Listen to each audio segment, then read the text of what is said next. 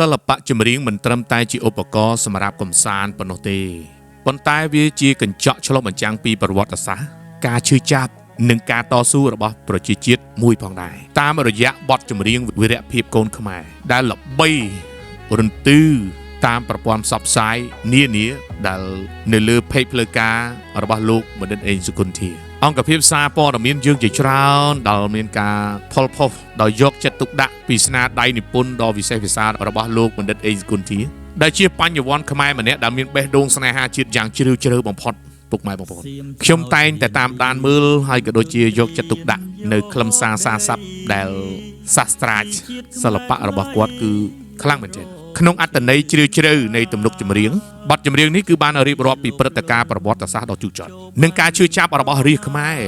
ក្នុងគ្រាមានចំនួនព្រំដែនកន្លងផុតទៅនេះលោកបណ្ឌិតបានប្រើប្រាស់ពាក្យពេចន៍យ៉ាងមានន័យដើម្បីដាស់តឿនកូនខ្មែរឲ្យចងចាំជាពិសេសគឺប្រវត្តិសាស្ត្រការឈឺចាប់នៃការចាក់ចោលផ្ទះសម្បែងនិងការរស់នៅក្នុងជំរំភៀសខ្លួនបាទហើយគាត់បន្ថែមពីនេះទៀតគឺរួបរวมសាមគ្គីការក្រោកឈរឡើងដើម្បីការពារទឹកដីនិងមរតកដូនតាជាពិសេសនោះគឺជឿជាក់ទៅលើនឹងថ្នាក់ដឹកនាំនៃរាជរដ្ឋាភិបាលកម្ពុជារបស់យើងដែលតែងតែផ្ដល់ទំនុកចិត្តជាពិសេសគឺបងប្អូនប្រជារាស្ត្រទូទាំងពិភពលោកនៃកូនខ្មែរគឺបានផ្ដល់ទំនុកចិត្តលើរាជរដ្ឋាភិបាល 100% និងយុទ្ធសាស្ត្រឈ្នះដែលនាំមកនូវសន្តិភាពមកដល់បច្ចុប្បន្ននេះម្យ៉ាងទៀតនោះគឺវីរភាពរបស់អ្នកនិពន្ធពុកម៉ែបងប្អូនយើងស្រមៃមើលពីការសង្គ្រាមប្រវត្តិសាស្ត្រកាលពីឆ្នាំ 1998 គឺយើងបាន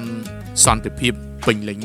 រួចមកហើយភាពជូរចត់របស់កម្ពុជាដែលយល់អំពីស្ថានភាពនិងសន្តិភាពច្បាស់ជាងប្រទេសនានាពុកម៉ែបងប្អូនគឺថ្នាក់ដឹកនាំយើងសប្តាហ៍ថ្ងៃនេះបងប្អូនឃើញហើយពីយុទ្ធសាស្ត្រគោលនយោបាយអគ្គមគ្គទេសឯករបស់សម្ដេចតេជោហ៊ុនសែនដែលបច្ចុប្បន្នជាប្រធានព្រឹទ្ធសភានិងជាប្រធានគណៈបកប្រជាជនកម្ពុជា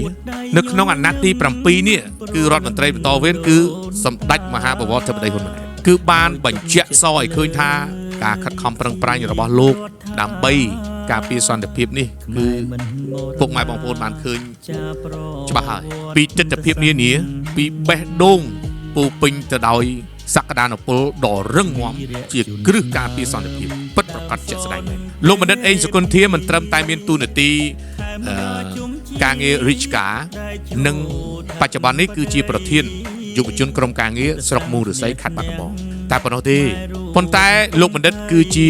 បញ្ញវន្តកូនខ្មែរម្នាក់ដែលស្រឡាញ់នៅក្នុងវិស័យសិល្បករដែលប្រើប្រាស់ចំណេះដឹងផ្ទាល់ខ្លួន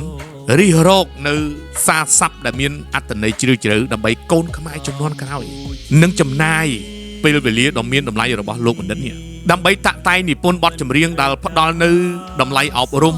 និងស្មារតីស្នេហាជាតិការលះបង់របស់លោកបណ្ឌិតក្នុងការផលិតស្នាដៃសិល្បៈនីមួយៗបើយើងតាមដានមើលเพจផ្លូវការរបស់គាត់ផ្សព្វផ្សាយនានាជាច្រើននៃបទចម្រៀងដែលគាត់បានតាក់តែងជាពិសេសគឺនៅស្រុកមូលឫស្សីខេត្តបាត់ដំបងនឹងឯងគឺមានគុណភាពនិងមានអត្ថន័យជ្រាលជ្រៅខ្លាំងណាស់យើងទាំងអស់គ្នាបាទក្នុងនាមខ្ញុំជាប្រធានសមាគមមួយរូបនិងអង្គភាពជាច្រើនដែលនៅក្នុងជាសមាជិការបស់សមាគមរបស់ខ្ញុំបាទពិតជាស្ញប់ស្ញែងពិតជារំភើបបំផុតនៅក្នុងស្នាដៃរបស់គាត់និពន្ធបទចម្រៀងនីមួយៗបើយើងនិយាយអំពីសារៈសំខាន់នៃវីរភាពកូនខ្មែរពុកម៉ែបងប្អូនបទចម្រៀងនេះគឺជាសារដាស់តឿនមួយដ៏ធំធេងណាដែលបញ្ជាក់យ៉ាងច្បាស់ថាកម្ពុជាមិនត្រូវការសង្គ្រាមនោះឡើយនៅក្នុងអត្ថន័យវីរភាពកូនខ្មែរគឺន័យនេះគឺពិសេសមែនទែនពិសេសវាចំពេលកម្ពុជាជូរចត់ឆ្អែតណាស់ទៅហើយនៅក្នុងការសឹកសង្គ្រាមហើយក៏យល់ច្បាស់ជាងគេដោយប្រសាសន៍សម្ដេចមហាបវរធិបតីដែលលើកឡើងកាលពីថ្មីនេះបើសិនជាយើងយកសង្គ្រាមដោះស្រាយគ្នានោះគឺពិបាកអ្នកណាគឺពិបាកតែពលរដ្ឋប្រជារាស្ត្ររបស់យើងសម្ដេចក៏មានប្រសាសន៍មួយដែលច្បាស់លាស់ដែរ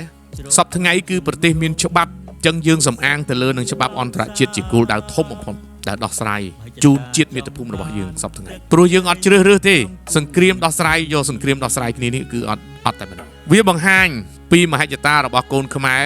រស់នៅសពថ្ងៃនេះគឺសន្តិភាពចឹងយើងអត់ត្រូវការសង្គ្រាមនោះទេដែលនៅមលុបនៃយុទ្ធសាស្ត្រឈ្នះរបស់សម្ដេចតេជោធិបតី គឺមានន័យមែនទែនបាទក្នុងបទចម្រៀងនេះជាពិសេសគឺក្នុងការអភិវឌ្ឍទឹកដីអង្គរ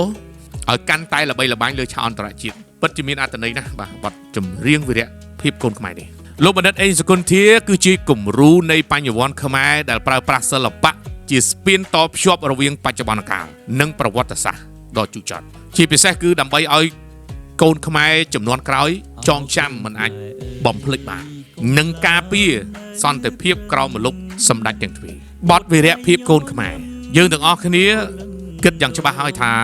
នឹងក្លាយជាមរតកសិល្បៈមួយដែលដក់ជាប់ក្នុងបេះដូងកូនខ្មែរគ្រប់រូបដើម្បីបន្តស្មារតីការពារជាតិនិងថែរក្សាសន្តិភាពឲ្យបានគង់វង្សយូរអង្វែងពិតជាពិសេសមែនបាទនៅក្នុងបទចម្រៀងវីរភាពកូនខ្មែរនេះហើយខ្ញុំក៏សូមអរគុណដែរនៅពេលវេលាដ៏មានតម្លៃរបស់លោកបណ្ឌិតអេងសុគន្ធាដែលតាក់តែងនៅបទចម្រៀងដែលមានសារដែលអត្ថន័យនីមួយៗគឺពិសេសមែនទែនមិនសរសើរមិនបានគឺល្អហើយម្យ៉ាងទៀតនោះគឺខ្ញុំតាមដានមើលទៅគឺបទចម្រៀងគាត់ដែលនិពន្ធហ្នឹងគឺតាក់ទងជាមួយនឹងជាតិតែម្ដងពិតជាបញ្ញវន្តកូនខ្មែរមួយរូបដែលកម្ររកមានណាស់ហើយខ្ញុំឃើញនៅបទចម្រៀងជាច្រើនណាស់បាទគឺសិល្បកររបស់យើងរៀមច្បងជំនាន់មុនឬក៏ជំនាន់បច្ចុប្បន្ននេះគឺមានការតាក់តែងបានល្អគ្រប់គ្នាប៉ុន្តែខ្ញុំស៊ីជម្រៅជាងគេគឺក្នុងអត្ថន័យវីរភាពកូនខ្មែរបទចម្រៀងថ្មីរបស់លោកបណ្ឌិតអេងសុគន្ធាតាក់តែងថ្មីនេះហើយខ្ញុំក៏យកមកអធិប្បាយទៅបាទសូមអរគុណហើយខ្ញុំសង្ឃឹមថាលោកបណ្ឌិតអេងសុគន្ធានឹងមានបទផ្សេងជាច្រើនទៀតបន្តទៀតព្រោះទឹកដៃពិសេសណាស់បាទនៅអត្ថន័យនីមួយៗចាក់ដោតក្នុងក្រអៅបេះដូងរបស់កូនខ្មែរគ្រប់រូបជាចុងក្រោយខ្ញុំសូមអរគុណ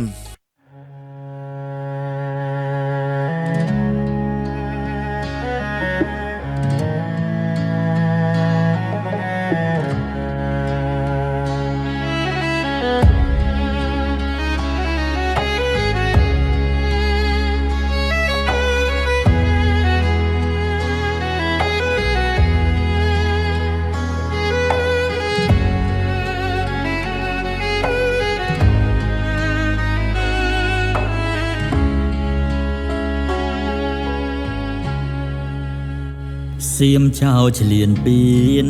ទុនត្រៀនយកដីពីជាតិខ្មែរថ្លៃរស់រងឈឺផ្សាចិត្តវាលោភលន់ចូលបាញ់ប្រហាក្នុងដែនសីមា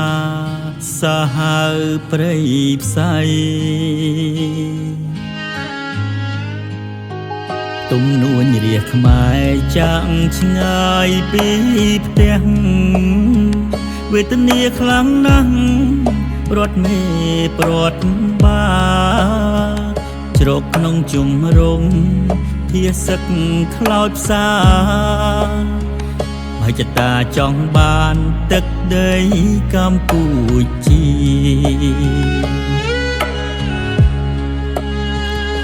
អោកូនខ្មែរអើយយើងត្រូវក្រោកឈរឡើងដើម្បីជាតិយើង